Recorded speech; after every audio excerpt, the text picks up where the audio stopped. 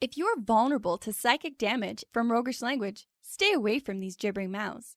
But if you intend on listening to this podcast about enriching your fantastical group hallucinations, you're too far gone already.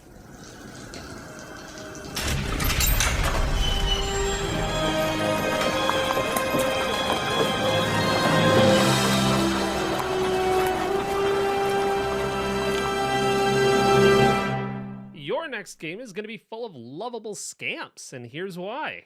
In this episode, we find some answers to how can we craft NPCs that the party will die for. And how can we use their stories to draw the players in even more? And why is Geoffrey Golden's Target Run going to be your next one-shot? Welcome to the Hook and Chance podcast. I'm Jordan. And I'm his brother Travis. So sometimes we've got grand plans for our games. Such great ideas have been flowing, and we have such good fun in store for our players. But then comes that all-important mistake. We think the party is going to care about an NPC that we have carefully designed, but they don't. They strike them down. They light them on fire. They douse them in pig's blood and laugh at them. They turn the story into a dark and twisted horror where the party are now the villains, all because you wanted them to like the mayor's kids.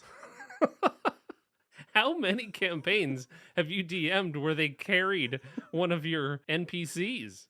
Well, you know, baker's dozen. Oh, how do we break this cycle? Yeah, apparently I'm really bad at making lovable NPCs, if that's the case. You make a good point. But I get your point. I've done this far too often where I've made an NPC that I think the players are going to love, and then they just don't give a shit about them. Yeah, they move on. They go somewhere else. They go looking for trouble in a place you had no plans whatsoever for. Well, clearly we know shit all about making great NPCs. So this is why we needed an expert to come and help us. Yes, so joining us today is a narrative designer for video games that's dipped his writing stick into many other pots. His clients include Warner Brothers, Ubisoft, Disney, Capcom, Lionsgate. We're going to come back to the dipped his writing stick into other pots later, because I don't want to let that one go. But he's also worked on so many tabletop role-playing games, Wet Hot American Summer Fantasy Camp, the role-playing adventure game. He's created a 5e compatible module for Helm Grey Castle, an Image comic series. You can sign up at any point for his RPG newsletter, Adventure Snack, where you get a very bite-sized choose-your-own-adventure to go through on a break. He's also a comedian and prolific podcaster whose titles include The Worst Movies Ever Played, where he has two friends play an RPG where they improvise 80s straight to VHS style movies. If ever I've heard a unique pitch for actual play podcasts, that's it. Oh, yeah. And most recently, he's got a short adventure called Target Run, which debuted as the #1 hottest community comedy on DM's Guild. We're going to learn a bit more about that later on in the episode. Welcome to Geoffrey Golden. Oh, thanks for having me. This is going to be so much fun. I'm so excited. Indeed. I'm very excited because I've been hearing your sweet voice as all of the characters on one of your podcasts, which we're going to get into later. Oh, that's so cool. That's so cool. That's so cool. It was one of them. Yeah, Hearing all these different voices. Yeah. Well, what are you going to be working on today? Ooh, what am I working on today? All right, I'll tell you about a top secret hush hush project that I am working on. We are in very, very, very early prototypes. I am not sure that this is going to fully work, but I did just finish a build, a stable and working build for what I hope will be an interactive hologram. So yeah, I know it'll be holograms, like like those holograms that you see, they're like projected. I'm hoping that you could talk to it and it'll tell you a story and it'll ask you questions and stuff. I have never developed in Unity before. I am working on it in Unity, and I did manage to actually today, after like about a month and a half of work, I actually managed to make a stable build that does all the things that in theory this project would need to do. It is very janky. Like, this is not something that you could like run on your home computer. It requires like a lot of like weird additional pieces in addition to the game itself, to the app itself, but it does work. And so, yeah, I'm working with a partner who is going to do, I think, focus on the hardware of it. And so the making it of a hologram, but I believe I have built the interactive part of it. So yeah, that's what I was working on today, right up until the call. And that's what Geoffrey's doing with his Saturday. It really makes really kicks the shit out of my Saturday plans. That's amazing. That's incredible. I spent yesterday a work day, a Friday, mostly playing Uno. So it goes. But it's a really good. We have a really good Uno set. So I'm very happy. The pendulum swings both ways. Exactly. Got it. Exactly. Didn't know they made quality Uno sets. This one has a no card, which is really great. So it's like a wild card. It's like a no. So if like somebody gives you like draw 2, you could just be like, I play the no card, and actually you draw 2. I love that. It's like I want to. It's a wild 4. It's actually no. You take those 4 cards, which is so nice. It's so nice. That sounds like it would be useful in TTRPGs as well. Actually, I'd like one of those in D&D. I love that. I love that mechanic. You couldn't do it all the time, but it'd be interesting to be able to. Because like basically like TTRPGs are like a big improv game with rules, with like complex rules, and so like. It is funny to have a mechanic in an improv scene that lets you say no to the person who's actually the game. That's actually funny because the game I play, I guess we talk about this later, but the game I do play on the podcast that you were talking about, actually, now that I think about it, effectively does have a no mechanic where you can tell the DM no. So we can talk about that later, but now that you mention it, yeah, it is fun. It's a lot of fun to do it. You're gonna send so many people flocking to this RPG.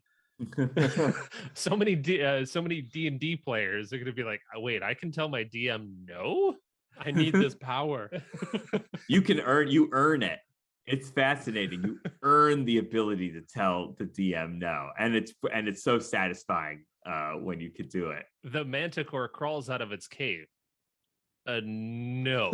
No, actually, the manticore is sleeping in today. The manticore is gonna curl up with the New York Times. Sleep mask and earbuds in. There's no way it's gonna notice you. Well, why are NPCs, especially lovable ones, yes, so important to our games and our stories? Absolutely. The NPCs, characters, lovable characters particularly, draw us into the world.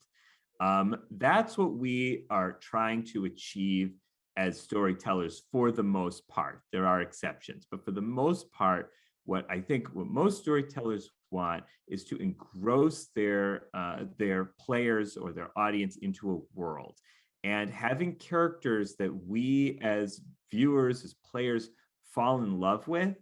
That is the most engrossing thing you can do. They're really like, there are mechanics that will get you involved.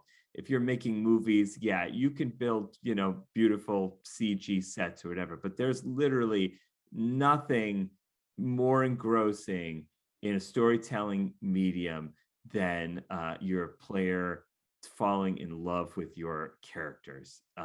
That's it. That's the main. They will forgive so much, oh, this battle is unbalanced, oh, this plot point doesn't quite. They will forgive so much if they love your main character. I am telling you. Well, and those characters, like those, especially the ones that we care about, they're the only thing that makes the stakes worthwhile too. It's true.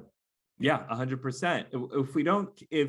I mean, yeah, we as players in a TTRPG, we care about ourselves and our goals, sure, but in a sense, like we bring so much, we bring the kind of we bring depth and lovability to our characters.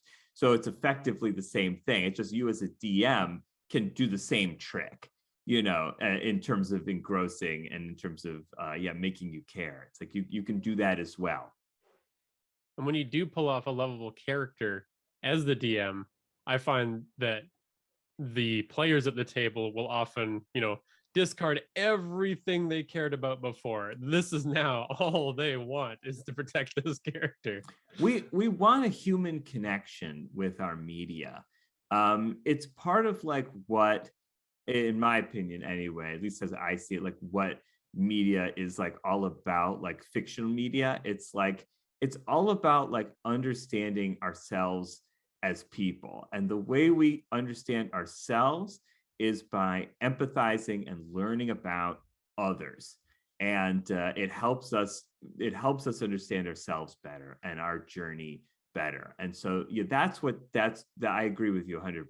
Like that's a character, players will latch on to that character because, ultimately, they want to defeat a dragon or they want to collect that loot, but like deep in the recesses, these games are all about learning about ourselves, right? It's like learning about like how do we do in the face of fear? What would we do? What would we do if we were on a heroic quest, or learning about how our own fight or flight instincts, and also like finding new parts of ourselves through our characters, right? It's like, okay, I normally, I'm a timid person normally, but I'm going to play as a barbarian. It's like, what can you learn about yourself by playing as a barbarian? That's, to me, that's the ball game. Oh, well, I'll summarize by just saying that that's deep. I don't think we could have a more perfect person to teach us more about NPCs and especially making lovable ones. I've been there's that 10,000 hours thing. Malcolm Gladwell says you become an expert at a subject if you do 10,000. I've been working on this stuff for a lot more than 10,000 hours at the detriment of other things that would help me, exercise, eating right, all these things that would help me. No, screw those. I've just been focusing on storytelling, writing. What does it mean? Why do we do it? What are the best practices? But at the detriment of all else. That's a joke. Oh, yeah. It's not 100% true, but there's some truth in there. Anyway, let's continue. I love it. Well, we'll continue over in the strategy stateroom. This is the strategy stateroom, where inventive and cunning tactics are crafted for when they're needed most.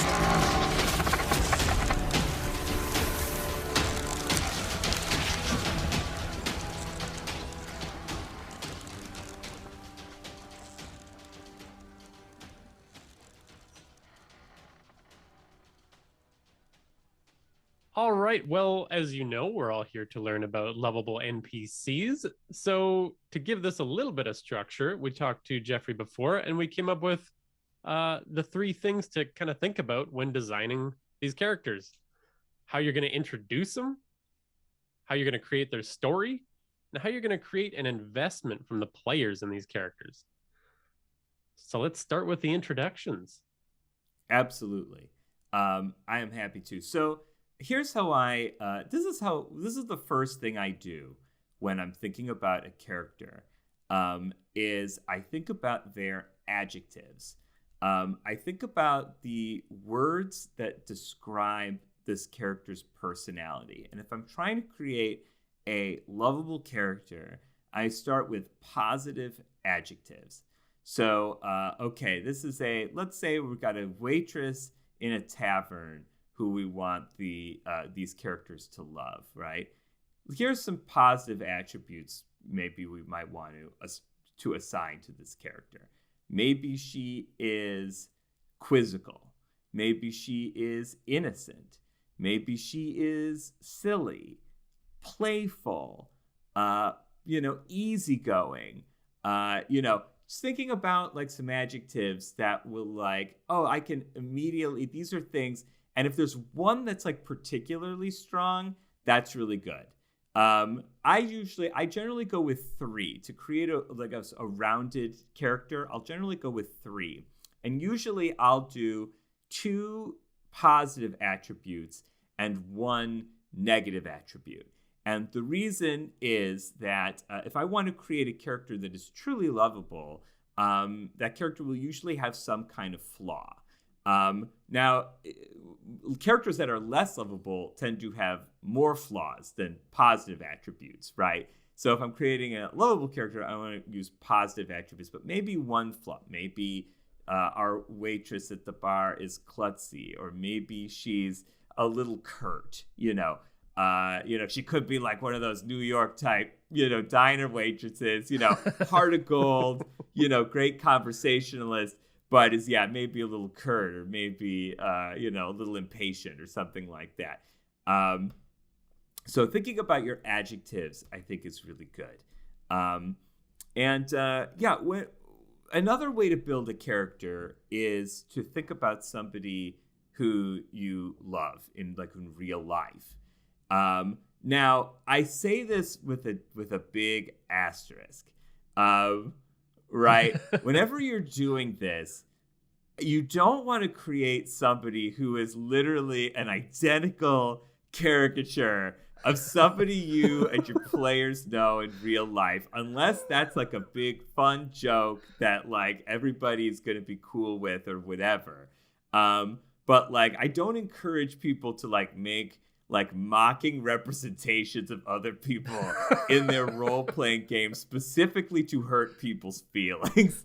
I do not recommend that. I'm going to put that out. But it is, people use their real life to inform characters in their writing. And so that is a way you can use a person in your real life who you really love, or you think is lovable, as a basis for the character. And then, thinking about some of their best qualities, and then creating maybe a fantasy version. Maybe I like to do, I generally won't do a 1-for-1. Usually what I'll do is I'll take like 2 people who I know and I'll sort of remix them together if I'm doing this method. I'll sort of take, okay, I'm going to take qualities of this person and that person, and I'm going to kind of mix them together, and okay, there's my character, I might take this person's sort of motivations and philosophy of life, but I'll take this person's sort of attitude and I'll put them together. It's like, oh, okay, creating an engine that way.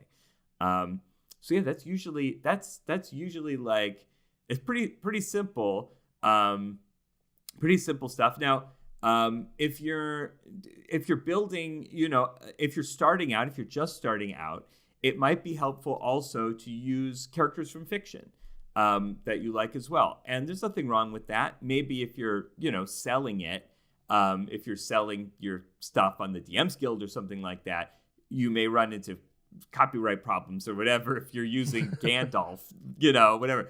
But, for purposes of being a young storyteller, I think it can absolutely be just fine to take characters from fiction who are lovable, who you really like, and plunking them into the game.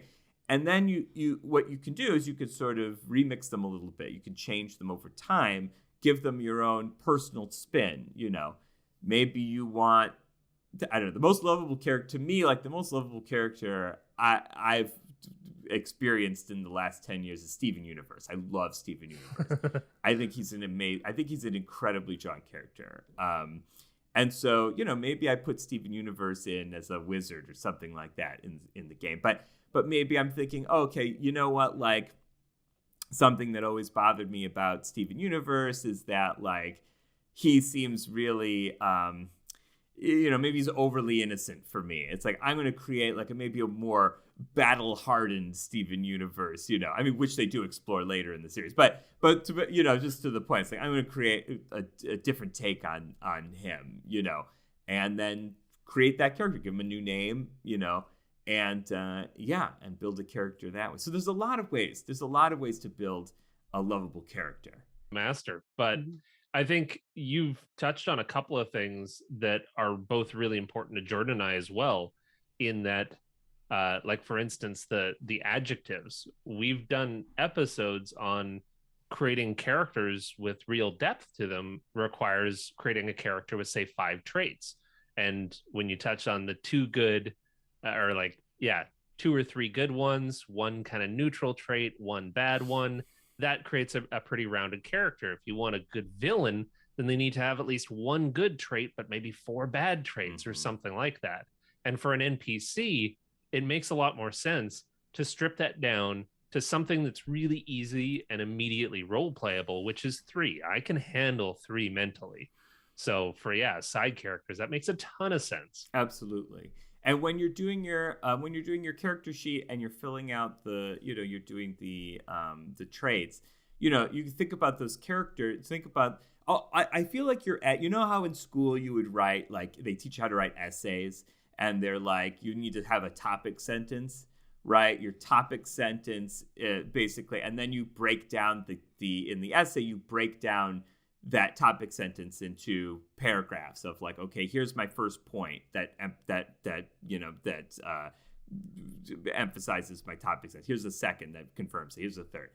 You can do kind of similar things with your character sheet and those adjectives. So adjectives are your thesis, right, of this character. That's like the nucleus of this character, and you can use your character sheet to sort of to prove that thesis, to say, oh, okay, my character has a fiery temper. It's like, oh, maybe that means they have this spell or this mechanic. Maybe they have this trait.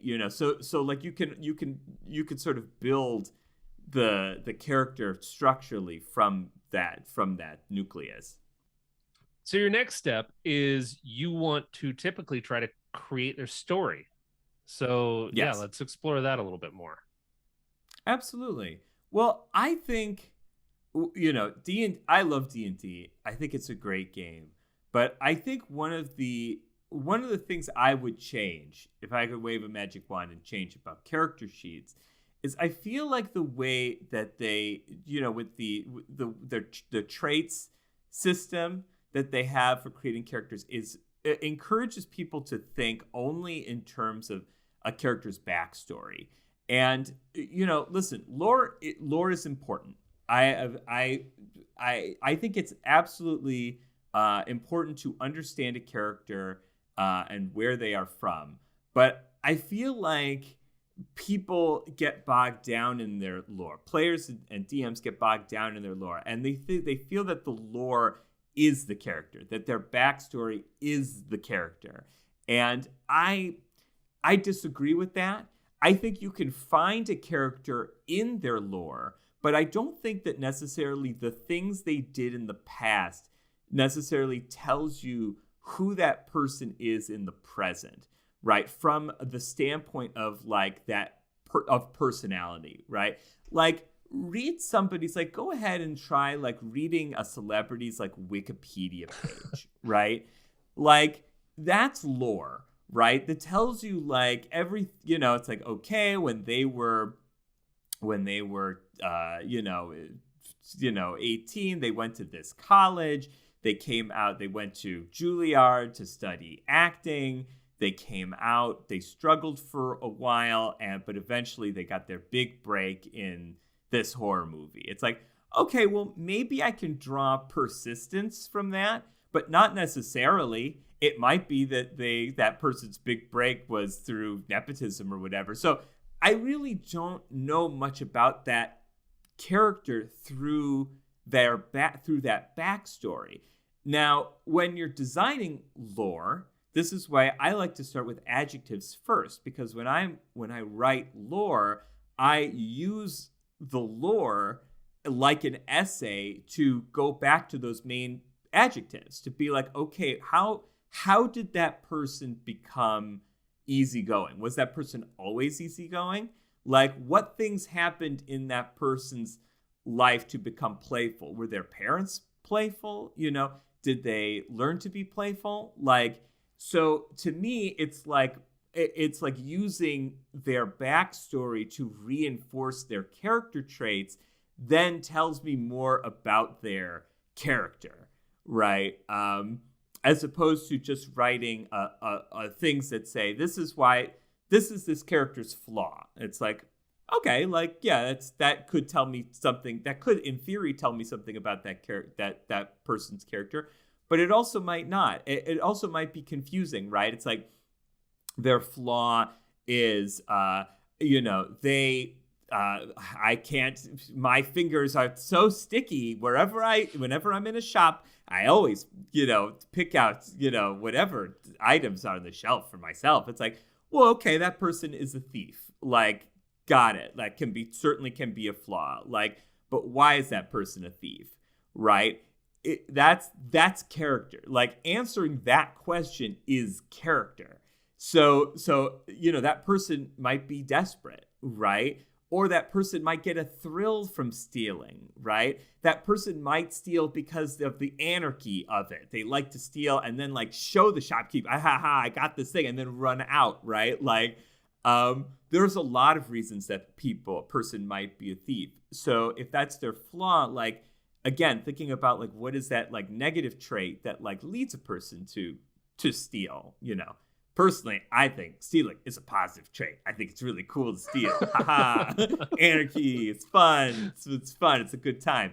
But whatever. But you know what I'm saying. Well, it can so often lead, I think, a lot of players, especially new ones, astray when they are, because, and DMs as well. Like, world building and backstory building is fun to do. It's so much fun to write those backstories.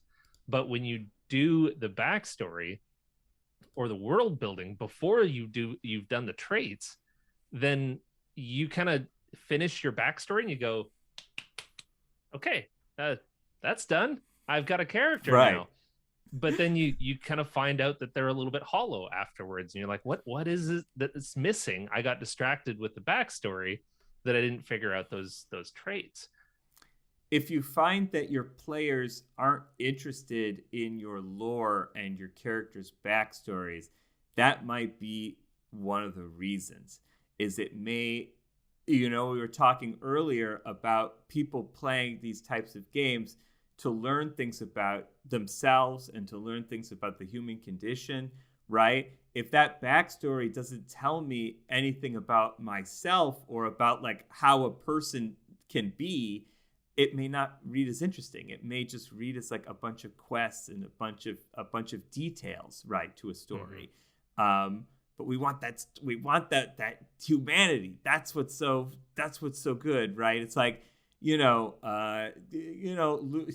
uses Star Wars, but whatever. Star Wars is like, it's to this kind of Joseph Campbell storytelling that like Mario is to video games, like Garfield is to comic strips. It's like we all know it, we all understand it, right?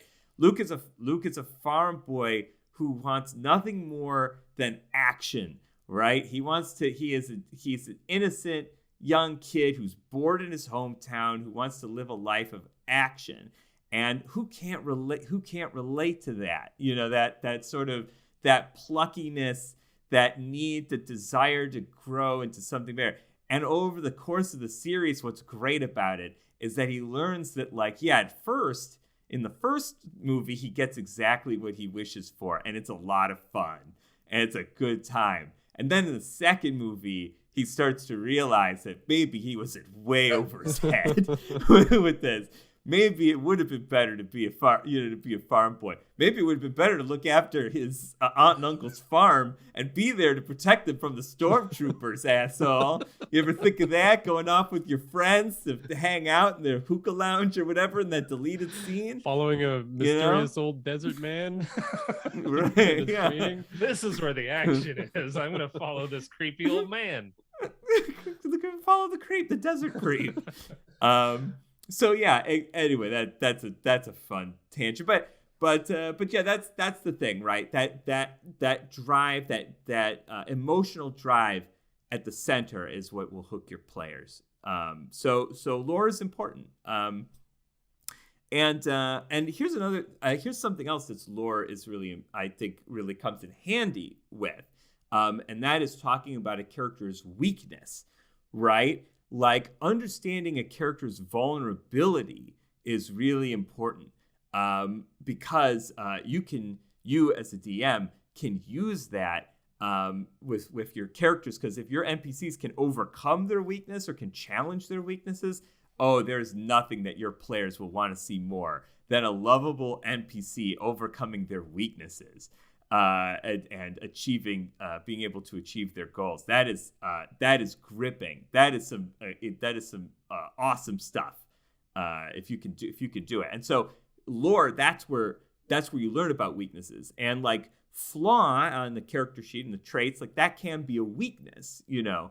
I think oftentimes we think of it maybe as a negative trait, but it can also be like a flaw in terms of like a personal failing, a weakness, you know, that they have, you know, that they have that could be conquered potentially in your story. That's a really cool moment. I mean, this is so starting to resonate here as we've kind of chatted through a couple of these points.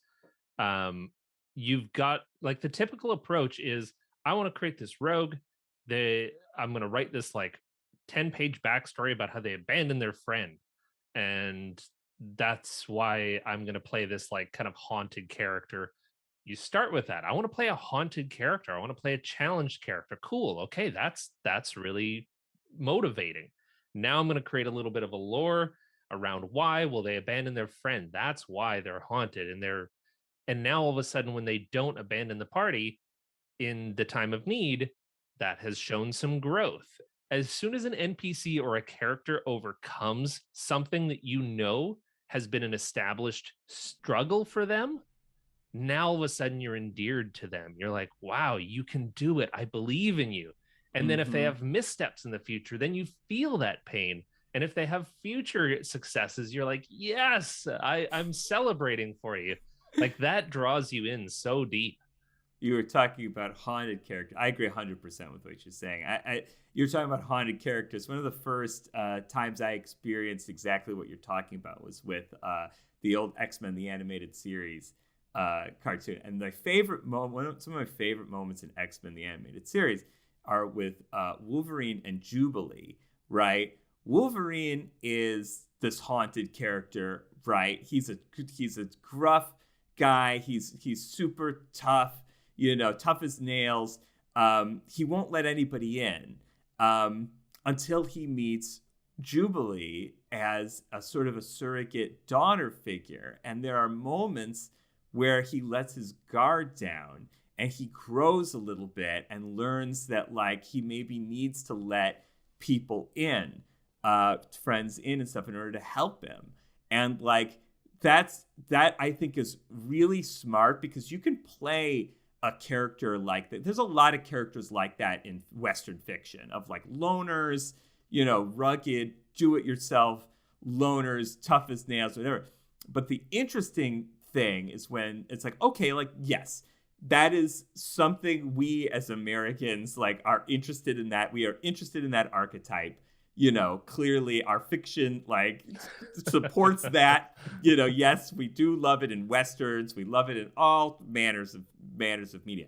But like when those characters show vulnerability, that's where you start to really feel for them. They're more than just cool. They are human. They are interesting. They are memorable, you know, and lovable, I think. That makes them lovable for sure. Yeah, because like you're saying, if you don't take those moments to show that vulnerability and that character is just tough all the way through, by the end, you're just like, okay, yeah, that was the archetype. I get it. Didn't really feel anything about it. Exactly. The funny thing is that I would typically approach that character and go, okay, so I'm playing this character. He's going to be really standoffish, doesn't want to let anybody in, or like his ultimate arc is to let people in. And there's this like kind of background idea that as soon as I do that, as soon as I let that person in, well, then their story arc is concluded. Like, oh, we've come full circle. The characters learn something, on to the next thing. But the irony is that like Wolverine did that in every episode. Yeah. He, there was a resolution at the end where he's like, oh, he can actually work with Cyclops and stop being a dick to him for a minute so that they can succeed. But then at the start of the next episode, he's a dick again. Right. That's TV. TV, because TV is different than with a lot of D&D is this sort of sequential storytelling, right? Serialized storytelling. And a lot of television, at least traditional TV, especially, those days. I mean, X-Men the Animated Series was a serial, but for the most part, in a sense, usually speaking, it's an episodic story. In other words, the conflicts that we start in that episode resolve in that episode. There may be broader things. Professor Xavier is lost on the Savage Land with Magneto for 10 episodes, that we come check in with over 10 episodes. But for the most part, like the conflicts resolve within that episode, Dark Phoenix saga notwithstanding, So, but in D&D, a lot of times, you'll have like you'll do a one-shot campaign, but a lot of what we think of traditional D&D is like multiple, it's like it's connecting multiple things. So when a character does like reach an emotional arc, we do feel like they're done, because that was their main conflict, and we don't have that opportunity to reboot them.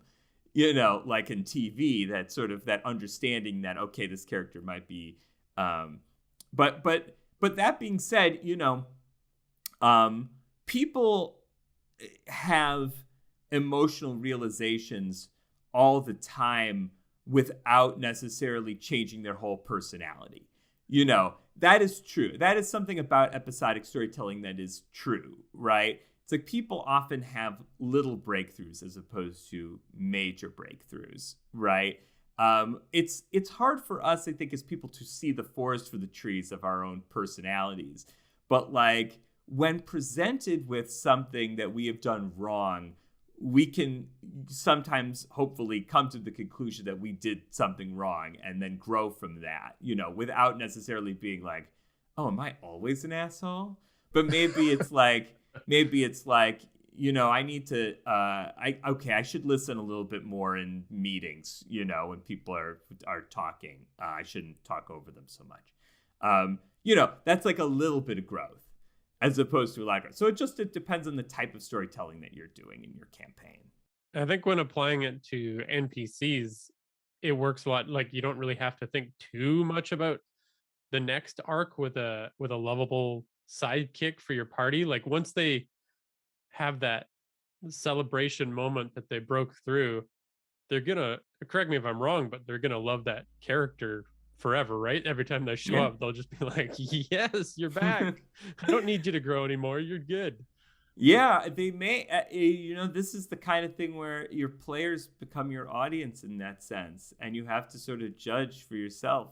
Yeah, like how do my players feel about this character now? Has my, or does this character need a new emotional arc, right? Like, maybe this character overcame their like biggest challenge, their like biggest weakness. Like, so what does that, what does that mean? Does that mean that like they go off into the sunset happy? Or does that mean that like there's something else for them now that there is now a new problem, that they don't foresee? Using Steven Universe as another example, that the last season of the show, I think, was actually its best. It basically, Steven Universe wraps up pretty cleanly from a narrative perspective over the course. It has a very long running arc where Steven learns to sort of accept his past, his sort of his family past, not spoiling it. But in the last season, where they have resolved all that this conflict that lasted multiple seasons and multiple years, they explore a different thing, which is like his this complex that a hero has when they take on too much responsibility and to the emotional weight that he has felt over the past several years of burdening all of this responsibility for all of these other characters in order to see through the major changes that needed to happen. And it creates real problems for him. And those resolve too. Don't worry. Everything works out fine for Steven Universe at the end of Steven Universe. But the point being that here was a character who had resolved their emotional arc over multiple seasons. And then they found something new that this character could deal with. Still the same character, still the same lovable guy, but a new core problem that unlocked because they had solved the other problem. So yeah, it was a result of the story, not like some totally new thing. Right. I think that could really work well for those characters that start innocent and they overcome it, and now they're almost a part of the party. Now they're burdened by all the stuff that the party has put upon them almost. That would be a really good NPC arc. Your next thought about creating great lovable NPCs is building an investment or creating an investment with those characters. Let's dive into that a little bit more. So I'm a narrative designer. I work in video games, and so I feel, from my perspective, that a story in video games serves at the behest of the mechanics. In other words, my job as a storyteller is to get you to love the mechanics, the play mechanics of the game that you're playing. And I feel the same way when I'm designing for tabletop as well. I want the mechanics to support the characters. So, okay, let's go back to our waitress, right? Let's say our waitress is Kurt, right? She's lovable, she's fun, but let's say her flaw is that she gets into trouble. Her mouth gets her into trouble. Okay, with her customers. So all right, so mechanically speaking, what I want to happen is I want this tavern to erupt in a bar fight, right? I want my players in a bar fight because they're going to find out that the owner of this tavern is hiding some kind of horrible secret, and I need to and the best way to get that secret out of him is to put the manager in some kind of horrible danger. And so to do that, I'm going to create just a massive bar fight, right? It's like, well, okay, like there are many ways you could start a bar fight, but like if this waitress NPC is really important, right? Maybe we can do it through character. And so maybe there's like a customer that's like a table down from the party who is like, a real asshole, and is treating this waitress poorly, and this waitress is not having it and is like putting him down, and like that leads like the guy to get upset, and she gets upset, and then the party is naturally probably going to want to intervene on her behalf because she already talked to them and won their trust and their favor, and so the party's probably going to want to step in, and then that's going to lead the assholes party to fight with them. And then this domino effect where everything, saying, and then the manager comes out and he gets, that he gets involved. And then the party has met the manager and knows, oh, the manager is wearing that medallion, that we were warned about. Okay. So that's kind of what I mean when I say like you're creating memorable moments with mechanics, right? It's like her personality and the storytelling mechanics go hand in hand, right? I want that encounter. And the way I'm going to get that, going to lead the players to that encounter is through character. I'm going to make you fall in love with the character. Then I'm going to want you're going to want to defend that character. That's going to naturally lead you into the encounter, right? Into the fight encounter. Now, will it always work the way you intend? Of course not. It's Dungeons and Dragons. DMs have been, the players have been thwarting their DMs for as long as the game has existed. But in terms of like how I design, that's how I design. Mm-hmm. That makes sense. I think there's a takeaway for DMs too, that if you want to progress the story in a way that's going to matter, take any NPC that they already care about. Because I mean, I've stumbled into so many of those accidentally creating those lovable characters. But, if you've got a handful of those, that's how you push your story forward. I like it. And it can give so much value and reason and motivation to the story as well. When you do, they'll wrap up this bar brawl, but they'll still, once all of the dust is settled, go and check on the waitress and say, "Hey, are you okay?" "Oh, Mm-hmm. I'm doing great." And now all of a sudden you can dive her deeper into their investment, into the party. I've had NPCs, and I've done this accidentally, not really realizing what we're doing, and all of this is starting to come to light as we're having this conversation. But I've had parties that have funded a weird one-off NPC and have put them through college and sent them off to and dumped all of their adventuring gold into trying to invest into this character. Yeah. Without any idea why. And it's likely because I tiptoed around a couple of these ideas. Yeah, that you invested you created a lovable NPC that was easy to invest in. I mean, look at our national healthcare system, aka GoFundMe.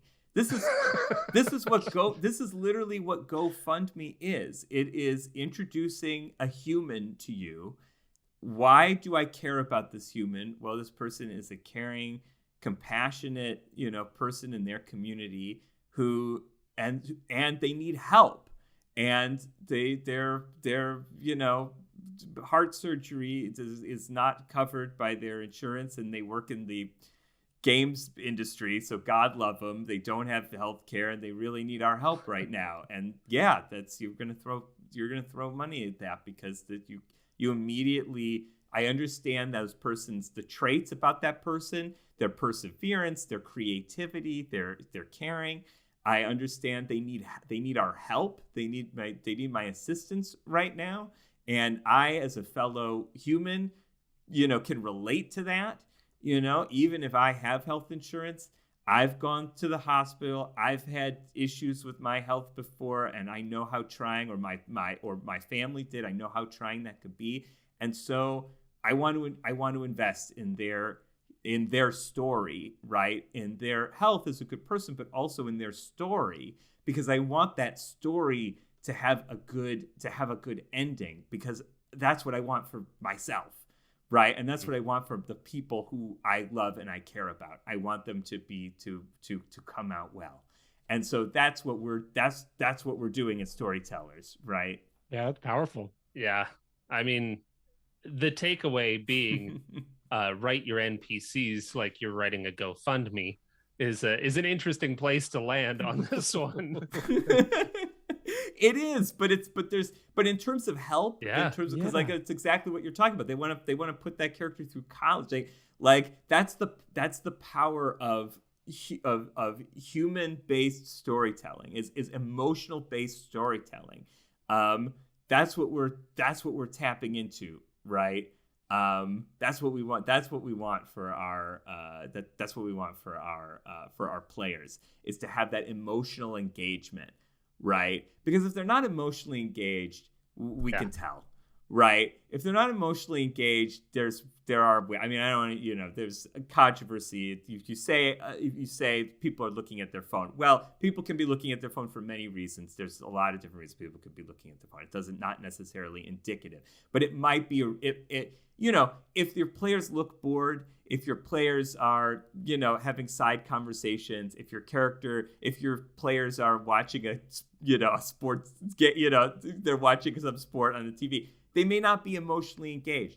That doesn't mean you're doing a bad job as a DM, but it may mean that instead of focusing on the details of the world building, maybe you want to focus on the details of what makes your characters human. And maybe that will resonate with your players more than some of these details will. And maybe then your character, I think about like Lord of the Rings. Lord of the Rings is it's great. But like for me as a player, as somebody, I know that there are people out there like the Stephen Colberts of the world who love every detail about the Lord of the Rings, and they will think, that's why they're there. That's what keeps them there, right? It's like learning about like the elves did this and the hobbits did this and the ring does this, and it's like wonderful. Like if that's your jam, and I dig it. But like I think for most people, and that includes people who play D&D, and especially now that D&D has become a wider hobby, I think for most people, what we want with stories is to be engaged on a human level. And so, for me, when I watch Lord of the Rings, I want to know, like, I'm invested in our hobbits. I'm invested in Sam and Frodo's friendship, right? Ultimately, I think of that story as like in the same way that you would think of like a road trip comedy of like, it's like a buddy story, right? And I've had good friendships that have experienced hardships. And so to me, like that's the thing, right? That's what I'm here for. And then whatever else happens, they run into a dragon that's greedy, they run into a tower with a big eyeball. Like those things are cool. Like those are cool details. But ultimately, what it's about for me is the story of two friends on a journey together, and like who are different types of people who, but who have to work together to beat the odds. And it's like, yeah, what is, that's story of my life. Me and my friends, me and my weird friends trying to beat the odds. I can relate to that. And so yeah, that's to me, that's why I invest. Well, you're kind of making me see this totally differently than how I started, because what you're saying about those really detail-oriented people, I mean, I can't speak for everybody, obviously, but when I get invested in the details of a world, it's still only because I was drawn in by the characters. I've never started with, an eyeball in the middle of a volcano? Okay, this is my favorite thing ever. No, not without everyone doing stuff around it. But some people fair. do. I don't think it's a majority, but I think some people really do like come in through those details. It's like, they can imagine like the painting in their head of like what it looks like, and that's awesome. Like that's really cool. But if you're a DM and you're, and you find other people like that and you want to play a game like that, Dungeons & Dragons can accommodate you, and you can do that.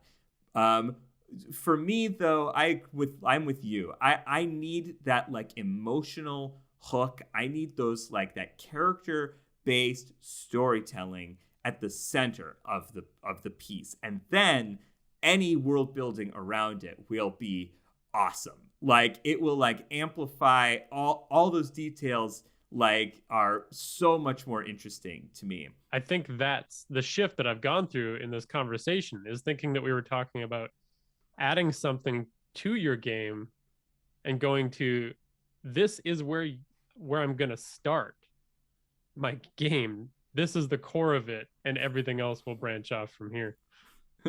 Well, and that reflects my worldview as a professional. This is how I build. But yeah, your existing campaign, I think, would benefit from more lovable NPCs, and you can use these methods anytime.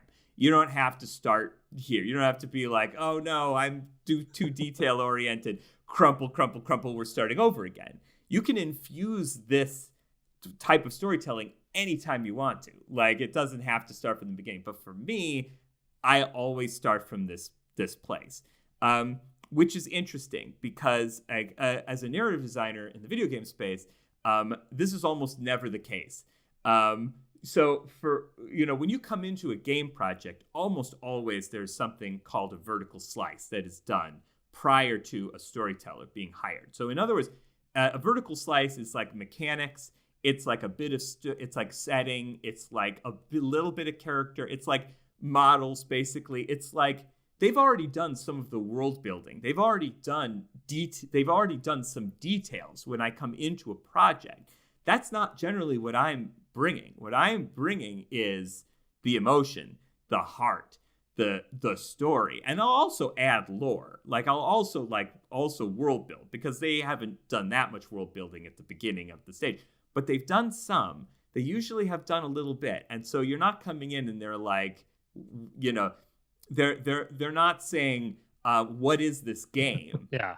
They're saying, what is this story? Why do I care about this world that we've created? And that's and so for me, it's like, that's, you can, so for me, like, you can build these types of emotions and stuff into a world that is all details, all window dressing, all lore. You can build this storytelling into it for sure.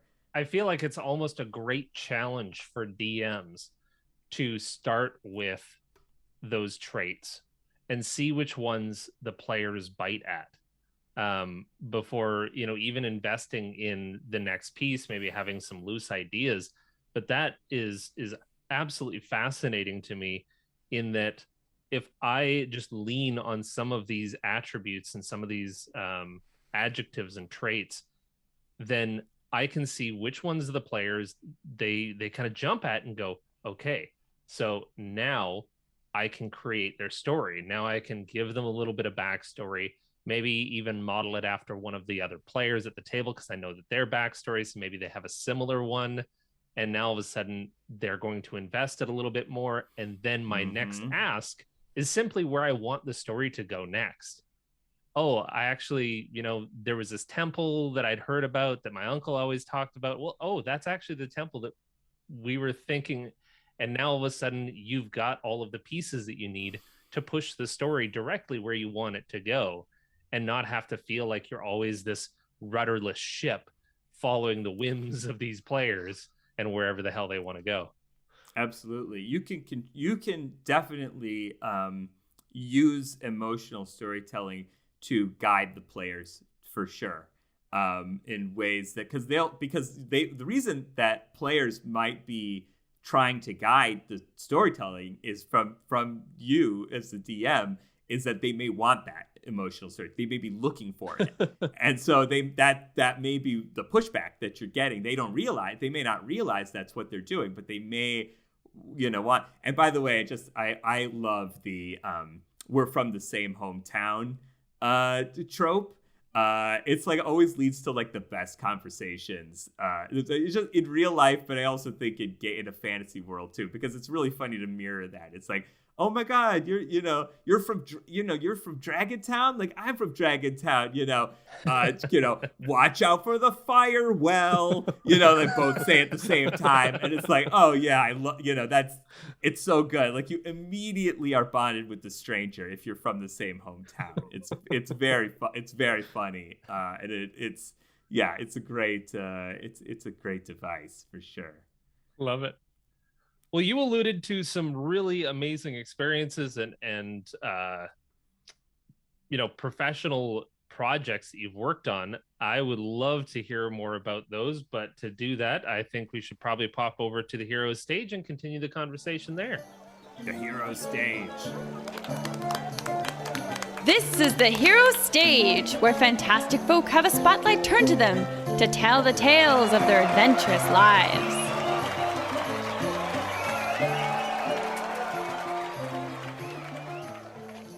All right, Geoffrey, you have a background that is entirely fascinating to me.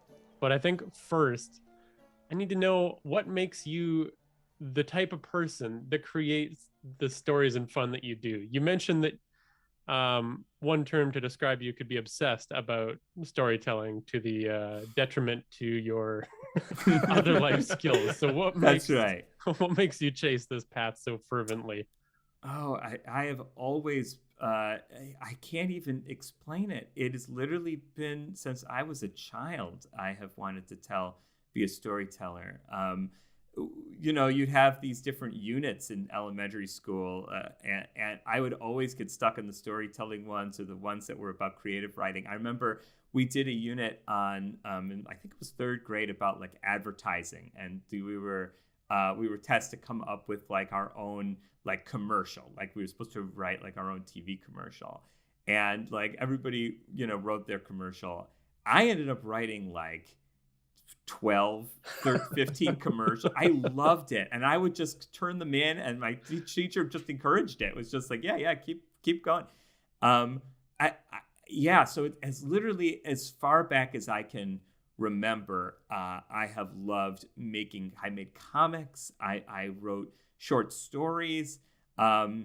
It's really, it's fun, but it's also just like, I don't know, it's as innate in me as anything that I do, really. I feel like, again, it's like I was doing it, there were certain life skills I didn't know how to feed myself before I was telling stories. Like it's just like it's so deep in my DNA, perhaps. I don't know. I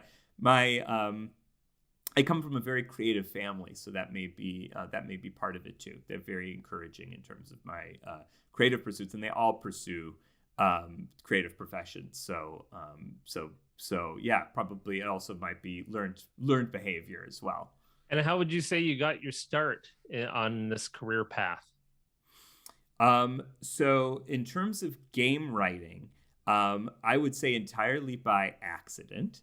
Of course, I played a lot of games growing up, but it never occurred to me that somebody could be a game writer as a profession. I knew that there were TV writers. So there are older TV writers who often say, when you ask them this question, like, I didn't know that you could write professionally for television. So I am now in the younger generation. I would say I didn't know you could professionally write games. And because in my head, it's like my conception of games were like, okay, there's like tabletop role-playing games. I can't imagine anybody gets paid to make those. Right? Like those guys are just like doing it as a hobby, right? And then like there's video games where there's like barely any story usually. It's like, or dialogue. So it's like, oh, like how many days does a writer work to write in the year 20XX Mega Man was cool? Like how is that a career? I don't think that's a career. And Mario only has one story, so exactly. Yeah, that was literally like that was an innovation. Like when Shigeru Miyamoto was like, Donkey Kong kidnaps Pauline and Mario has to save her. That was like the first video game with a story. And that story ended up being the only story in video games for like a decade. Like pretty much every game had that story, except for like role-play games. It's fascinating. So anyway, how did I get my start? I got it completely by accident. I was hired to one of my first writing gigs in Los Angeles was for an animation company. It was like a Flash animation website. So Flash animation, which shut down relatively recently. Now there is no more Flash, but it used to be the internet thing, circa the mid-aughts, late 90s. But if you know Homestar Runner is the Flash animation Mickey Mouse. He is the emblem of the medium. So and they ended up branching off into games as a studio, and they were like, "Do you want to write these games?" And it was like, yeah, I want to write these games. Of course I do. A lot of them were like tie-ins for products. So it was like Oakley sunglasses, skateboarding game, but they all needed they all had stories, and they all needed stories. And I learned that I really enjoyed writing stories, and I did it for it was the start of my career of doing game writing. That's very cool. Is there anything that throughout your career, like, that you've learned that you didn't really expect to learn about? Like, you went in knowing quite a bit about storytelling.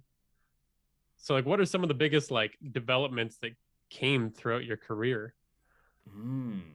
Developments in terms of like lessons learned? Yeah, like what are some of the biggest lessons learned throughout this? Ooh, well, in terms of game writing, I learned that the mechanics come first in games, typically speaking, with few exceptions. People play games to experience the play mechanics. story is a crucial component to some games, not all games. What all games have in common in general is that they are, and this is broadly speaking, but that they are fun to play on some level. And to be fun to play, you need fun mechanics. Story can be a factor, but it's not the thing. And even story-driven games still have mechanics at their heart. If you think about like the old Telltale video games, for example, those are story-driven games, right? But there are mechanics at play there. Basically, I think of Telltale type games as almost like personality quizzes, right? It's almost like, what type of person are you? Or what type of, or maybe more accurately in terms of Telltale, what type of person do you think Batman is? And then through that, the story unfolds. So that's a big thing to learn, especially, and you start as a game writer where you're writing dialogue and characters, but when you become a narrative designer, you sort of have to understand the bridge between mechanics and storytelling and sort of the role that storytelling has in games. And I think it's true in TTRPGs as well. They are story-driven games for sure. And I've definitely gone through sessions where it takes a long time to roll a die. But they're not improv scenes. If you want to do improv, like there's a world for that. There's a whole separate thing. These are games, and games have mechanics. And the mechanics are, generally speaking, what draw people to play the games. They want to do combat.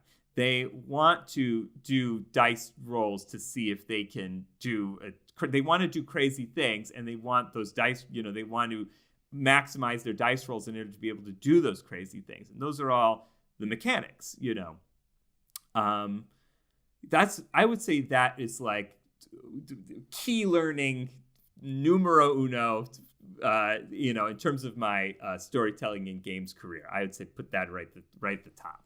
Well, let's talk about a couple of the things that you've done with these lessons then. Something that I am a new fan of is your podcast, The Worst Movies Ever Played. Oh, thank you. Yes, it's such a crazy show, isn't it? It's why I love it. But it's so weird. It's such a weird, profoundly weird show. The premise being, and you can correct me here, but you're playing through straight to VHS 80s movies and creating the story as you go. And the format of your show is each movie is a couple episodes of your podcast. So it all wraps up in about the same amount of time that a feature-length film does. But your characters are always wildly different. It changes drastically from movie to movie. And you're always going to get something new. Yeah, I always play a radically different character. And then Brent, my friend Brent, he always plays as basically the same character. Yeah, it's exactly right. We use a role-playing system called Straight to VHS, which is free to play. It's from a Lost Cat game. And basically it's a TTRPG that lets you create weird 80s movies. The kind that you would see at the video store and you'd look at the cover and you'd be like, wow, is that a chud? Really? They came from the sewers? Did they really? What is chud? What am I looking at here? That kind of gonzo bonkers energy. We want like the kind of movies that they talk about that they talk about and how this get made. We're making new ones in audio form. And so yeah, I play a number of different every movie is different. So we try to tackle different genres and different scenarios. So I've played like characters. I like to do my characters inspired by celebrities from the time period, because I find that really helps me as a player. I still add in my own twists and stuff, but I like to start with a celebrity as the basis. So I did a characters based on Rodney Dangerfield. I did one based on Don Knotts. We did one recently. It isn't out yet, but I play like a Jeff Goldblum type. And so, yeah, it's fun to like, as a player, to like explore the psychology of those like of those sort of like weirdly like, because those movies, those characters are just, and the acting is always just so hammy and so like we're just gonna try it. And so I want to bring that energy to the game. I just want to try it with this. Like, it's not about like necessarily forming like deep characters. It's more about like how I want to play Chuck Norris until it doesn't make sense anymore. You know, until you question like what Chuck Norris is. Like that's my goal when I play these characters. I want to break these characters, you know, and we have a lot of fun. We're all all three of us have comedy backgrounds. We're all comedians, and so it's a lot of fun. That's awesome. As a listener, absolutely is, and I always like listening to actual play podcasts where the participants are all, you know, versed in that storytelling and comedy. It makes it so enjoyable. So yeah, nice job. Thank you. Yeah, it's the worst movies ever played on the Starburns audio network, and you just type in worst movies ever played into your podcast player and you'll see it. And then you also have Adventure Snack. Yes, that's right. I love Adventure Snack. This is my chance as a game designer to sort of like stretch my legs and like try new and weird things. Adventure Snack is it's an email RPG. So if you grew up on classic game books like Fighting Fantasy or Choose Your Own Adventure, I think you really will dig Adventure Snack. Basically, every 2 weeks, I email my subscribers a new micro game book, and they're short enough that you can like play them on a lunch break. And they're funny and they're weird, and I go with different genres, you know, kind of like with worst movies. I like to explore different genres. So we've done ones that are fantasy, very fantasy D&D inspired. We've done space opera type ones. There's one where you play as a cat, as the president's cat specifically. So you know, I like to vary it up. But basically, you are the hero, and you get to make one big decision, and that decision leads you to your ending. And so yeah, it's fun to just like explore different genres, and I like to explore different play mechanics as well, and figure out like how can I take something as simple as like email, it's like an email newsletter, and like find like the play in it, like to find like what mechanics would work for this type of setting. So I've done ones where like instead of a dice roll, you are like pulling out your credit card and you are using like the random numbers on your credit card to determine what ending you get. I like to do ones that are personality based. So it's like, or like, hey, what did you eat for lunch today? Like if you ate this type, if you ate a healthy meal, like go here, you know, if you ate a not so healthy meal, get this. And don't worry, folks, like eating a not healthy meal isn't going to land you in the bad ending. Because there are no bad endings, in my opinion. Every ending has like I try to give a positive to some kind of ending. Even the ones where you die, it's like you die in a cool way, or it's like funny. You know, it's like it's fun for some reason. And yeah, it's been really cool. Adventure Snack was featured at this year's IndieCade, which is like a notable indie games festival. And it's been featured on Hyper RPG, which is a really cool Twitch channel.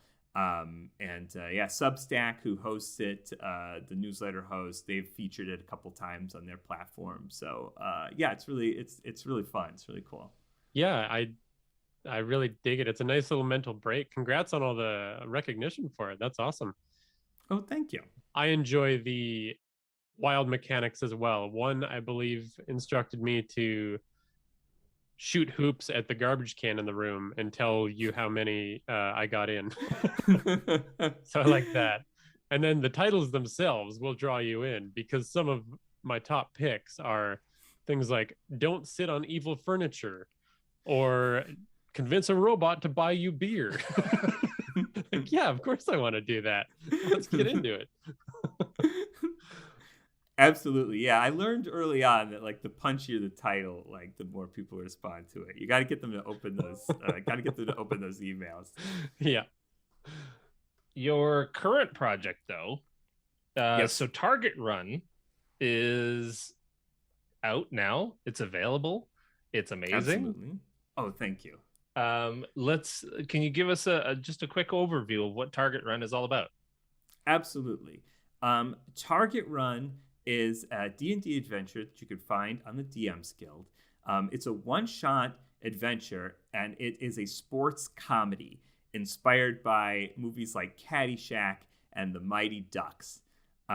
So your party is in the entourage of Tazvan, who is a fun-loving, wealthy, party-loving dwarf who wants to break the elf ceiling of an elitist sport called Allegan. And Allegan is played by sun elves at a resort called Overtop Heights. It's like in the tree. It's like in a tree. It's like a tree fort hotel. And no non-elf has played Allegan in the sport's history. And so Tazvan, you being wily, basically gets the owner of the resort to agree to a bet that if Tazvan and your entourage can defeat the All-Stars of Allegan in a game of Allegan, she will be admitted into Overtop Heights and can play on a team, fulfilling her childhood dream of playing Allegan professionally. It is and she is. There's lots of exploration in the hotel.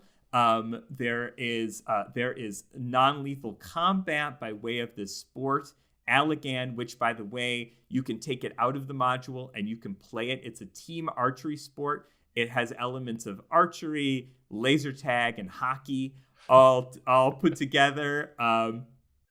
And so you can take it out of the module. It's designed to do that and play it in your own homebrew campaign. It takes place at a resort, so it's a nice pit stop. If you've just, nice rest stop. If you want a palate cleanser campaign, it's really ideal for that. And it's a lot of fun. And there's a lot of different angles and things you can do within the experience.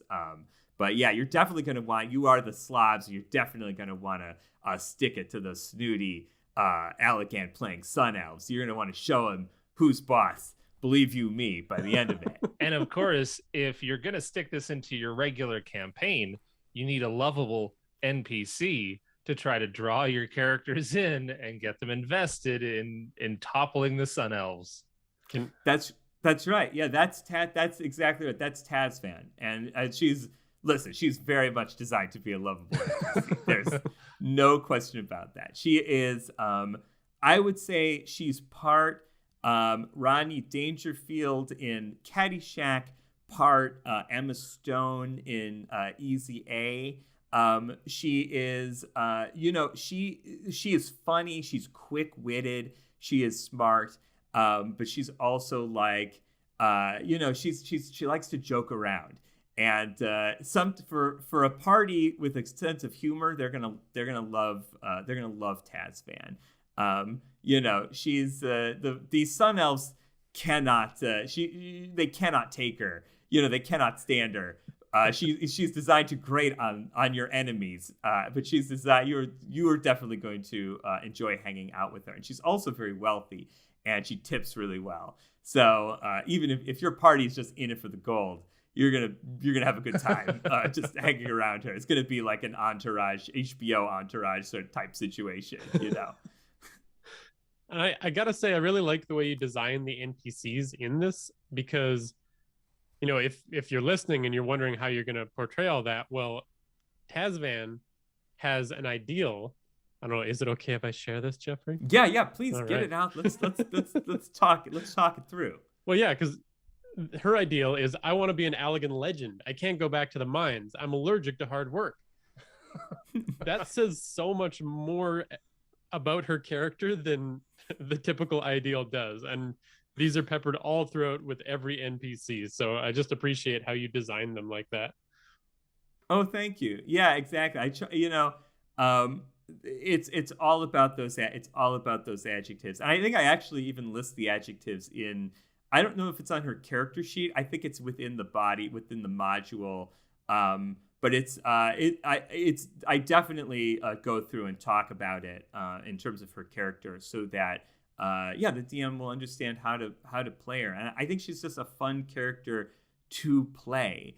It's a break from kind of, sometimes D&D, can be very serious, and that's cool. Like, you want that. I think that that epic nature of it is great. And I think I also think that in the greatest epics, you also want some levity. I think, I think the people were talking about this on Twitter.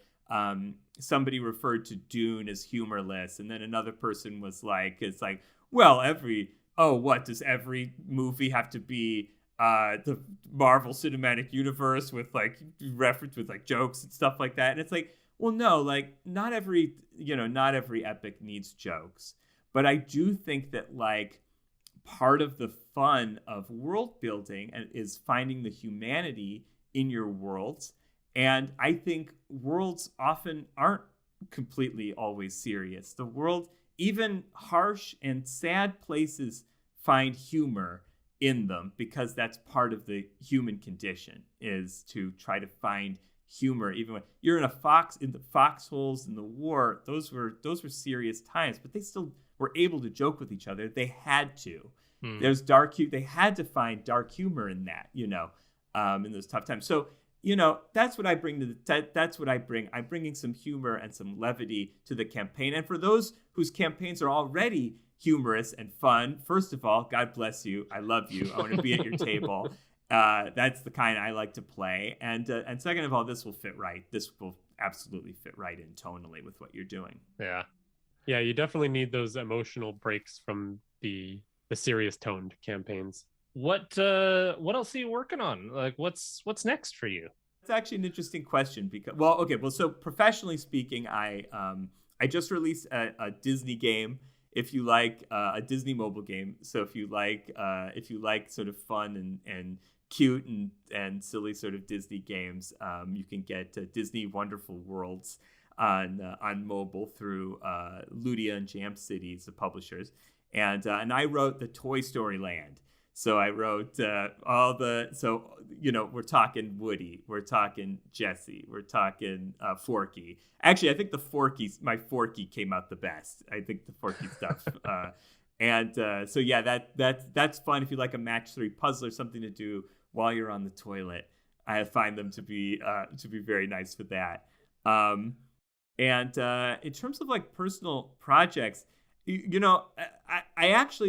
I've been thinking a lot about what my next DM's Guild project might be, and I may have been inspired by a recent episode. You're talking about goblins and about investing in goblins and making them seem, they are first of all, they're very smart, and I think I understand that people don't play that, and they're very resourceful.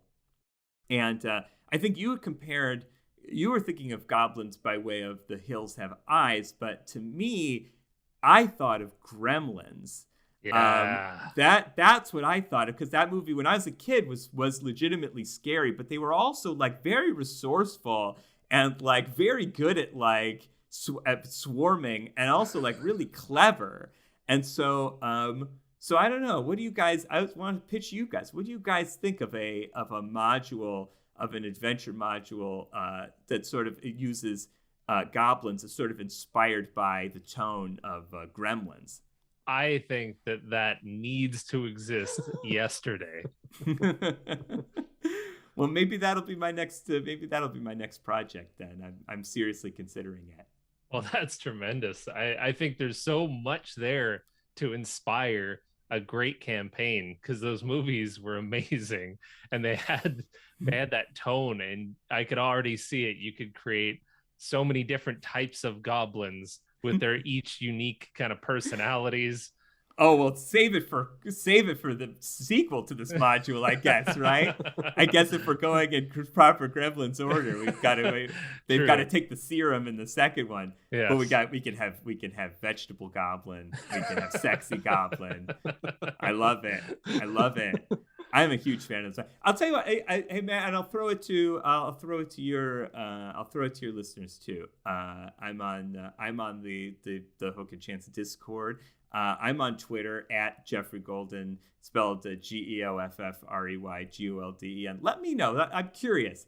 Tell me what you think. Is that something I'd like to know? As DMs out there or players out there, is that something you would like to play as well? Let's do a little focus testing and see before we invest the time and resources into the product. Let's see if what the Hook and Chance universe has to say about it. I'd be very curious to know. Perfect. We'll throw it up on our Discord for sure. Well, what we love most about the community that we have is that they are very participatory and they're full of great ideas. So I can't wait to hear what they have to say as well. But we'll have all of your links in the show notes so that you can reach Geoffrey anywhere he is. Do we want to open that Pandora's box? Well, maybe don't give him my my home address and social security number. Oh shoot. But you can definitely, as we've already said, you can find me on Twitter at Geoffrey Golden. You can find me on my newsletter, Adventure Snack, and I reply to email. You reply to my newsletter, I reply back. So you can always reach me. You can always reach me there, adventuresnack.com. And yeah, I think those are the big two. I'd say those are the big two. And yeah, if you're on the Hook and Chance Discord, I'm hanging around there as well. So say hi. Like Travis said, we'll also have the link for Target Run, that adventure, and the worst movies ever played in the show notes. So find them there. And big thanks to all of our patrons who helped make this episode possible. Michelle T, Stephen V, Alan E, Matthew T, Felix R, Chris F, The Senate, Lucas D, Lila G, GM Tim, Thomas W, Tyler G, Ty N, Heavy Arms, Eric R, Aldrost, Leprechaun, and Will HP. That list is getting longer and longer. Did you say the Senate? The Senate, yeah. The U.S. Senate? That's right. Is investing in this show? They can't agree on anything. They're divided on anything, but I'm glad that they can come together on Hook and Chance. That's so cool. If it's great uniters for sure. It might be a little bit more foreboding to know that it's actually the Galactic Senate. I see. Yeah, that is very different. In that case, yeah, I guess Jar Jar Binks persuaded everybody to vote in favor of being a patron for the That's really funny. And we've been infiltrated by the Emperor, so indeed. Thanks to Tabletop Audio for the sound effects that you heard on this episode. You can follow us at Hook and Chance on Twitter, Facebook, Instagram, or Reddit. And you can join that wonderful community that Geoffrey mentioned. You can find him there. He's a part of it now. Hooray! Woo! Thanks for listening. And play great games.